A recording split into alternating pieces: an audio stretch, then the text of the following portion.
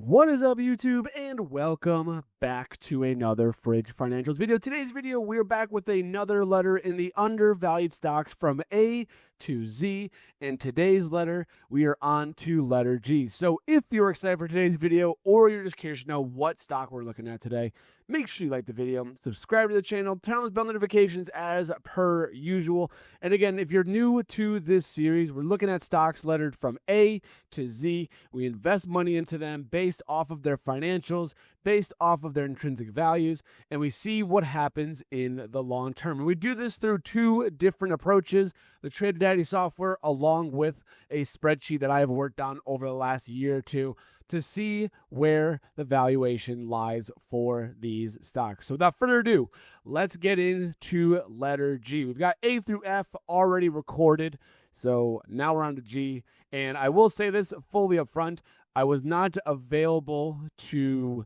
record live me buying my position for G or for H as well. But we will show you the portfolio of the investment into the stock that is letter G. So just keep that in mind. These ones we did not, unfortunately, have time to buy live on a video. We bought them before market close Friday, and now we're just kind of recapping those. So without further ado, believe it or not, we're going to get right into this one here.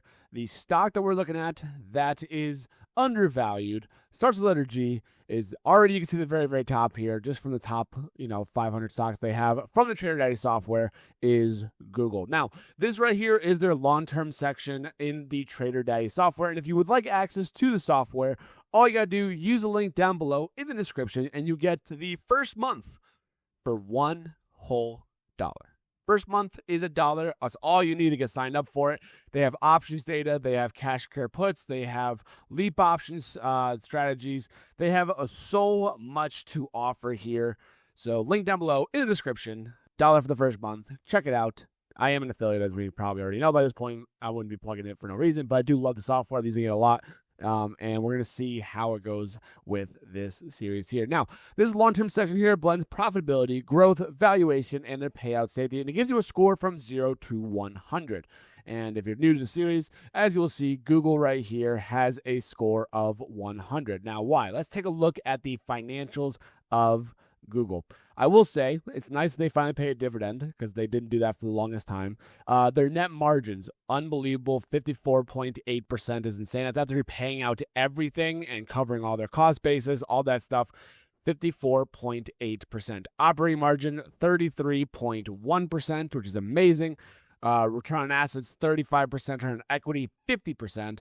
Debt to equity, super, super small. They have a lot more equity, and they definitely have a lot more cash that they can for their debts, so they can definitely pay off debts if they need to. Their interest coverage, 16.2 times. They can pay off their interest 16 times over. Gross margins, 61%. Gross margin at 61%. Net margin at 55%. That's amazing. Love to see that. Only thing that kind of does really suck, we'll take a look more at the growth here. Revenue growth, 20% year over year. The fact that Google is still growing their revenues at this percentage, at this kind of valuation, is very, very impressive. And their earnings per share, same thing, growing it year over year, 115% is amazing. These are very, very insane numbers to have, especially with a market cap in the trillions, right? This is probably like our biggest market cap we've gotten to this date so far. So that's really, really nice to see. Their PE ratio is looking to shrink a little bit, which is kind of, an unfortunate thing. But again, I don't know how much Google can really grow their earnings over and over and over again, but everybody uses Google, as we know.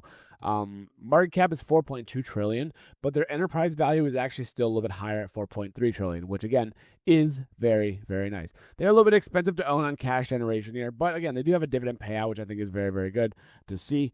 Here's your nice little small dividends you'll see here. And nobody's really shorting it, of course. Why would you short Google? Google is one of those search history. There's just so much behind Google. It's unbelievable what they do between YouTube and, their searching engine and all that kind of stuff. Between Gemini, all that stuff is just very much impressive. And again, they gave it a score of 100, which is crazy. Now, with that in mind, right? So they gave it a score of 100. The TraderDaddy software gives it a score of 100 here. On my spreadsheet that you'll see here, here's my Google, ticker that we have. We have the market cap, current price, all that kind of stuff, information based in here with their different PE ratios, all that kind of stuff that we're seeing. And looking at these numbers, that you see in front of you here, we're looking at a potential upside of about 34.4% potential upside, which means there's still some good value in Google, even at this price of $3.45. Now, Google has had a little bit of a recent pullback, and if you look at the charts, we can take a look at that in a minute as well. But what I will say that is very much nice about Google is that Berkshire Hathaway has recently disclosed that they have an ownership in Google, okay? And the good thing people are liking to see is that if Berkshire Hathaway is starting to deploy cash, because they've been sitting on cash for the longest time, if they're starting to spend their money now, that's really good for us to really see that, hey, maybe, the Warren Buffett, the Berkshire Hathaway starting to spend cash and buy shares. That's pretty good. And Google is one of the first ones that they went out and bought, which is very, very nice to see. So again, look at their valuations here. Again, this seems like it could be a very, very good undervalued play still long term. Again, with their PE showing a shrinkage on their earnings, not ideal, of course. And the upside, 34.4%, still pretty good. I don't have this as my biggest allocation. My biggest allocation is still First Solar, but this falls in line with an allocation like an Adobe. My intrinsic value one for Adobe was a lot higher than Google is. And then when you look at the valuations from TraderDaddy, Adobe was lower than Google. So we're kind of putting them in about the same ballpark here in this case here.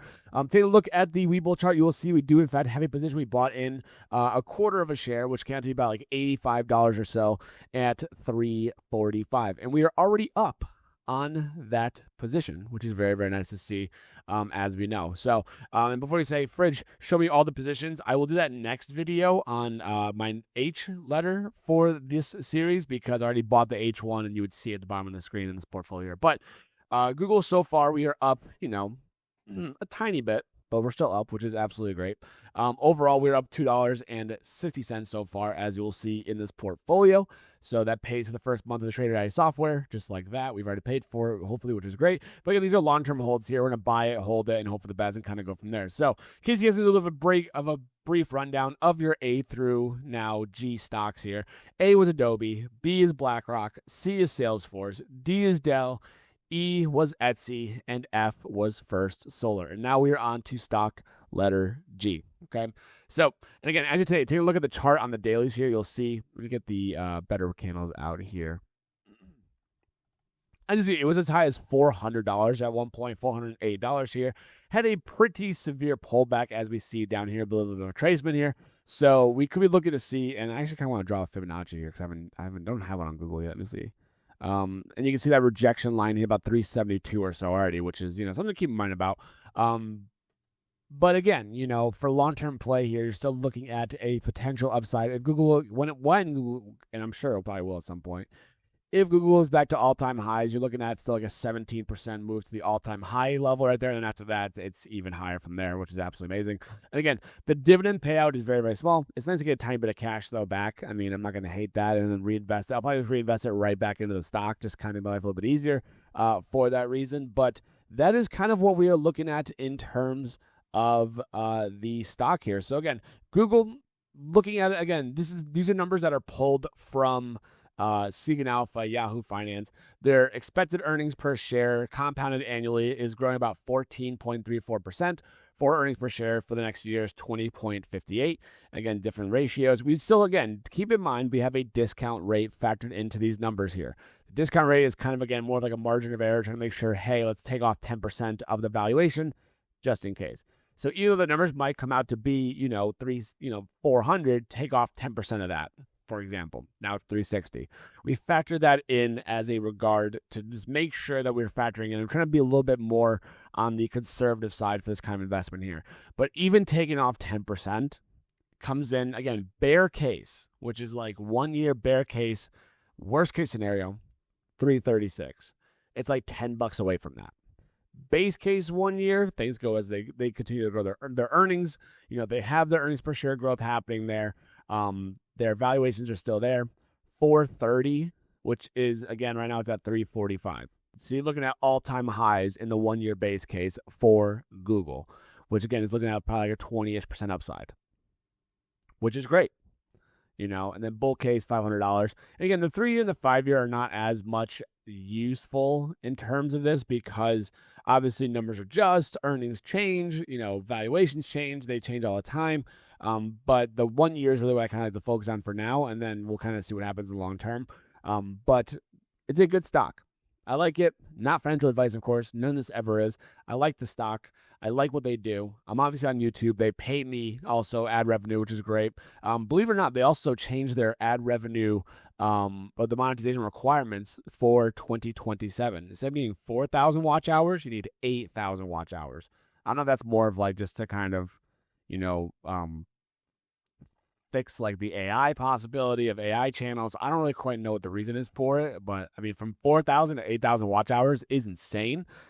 But it is what it is at the end of the day. But again, Google, stock liturgy, that is it. Thank you guys so much for watching today's video. I put in about $85 into the stock. I didn't say that already. It was about $85 right up there with Adobe. Not the biggest position, but it is still a very strong conviction on my end here. So thank you guys so much for watching. If you did make this fun of the video, as always, make sure you like the video, subscribe to the channel, turn on those bell notifications as per usual. If you're looking to get access to the TraderDaddy software, use the link down below in the description. You get it for $1 for the first month, and that is it. Try it out, see if you like it. Link down below in the description. Hopefully making money in the market in some way, shape, or form. And as always, I will catch you guys in the next Fridge Financials video.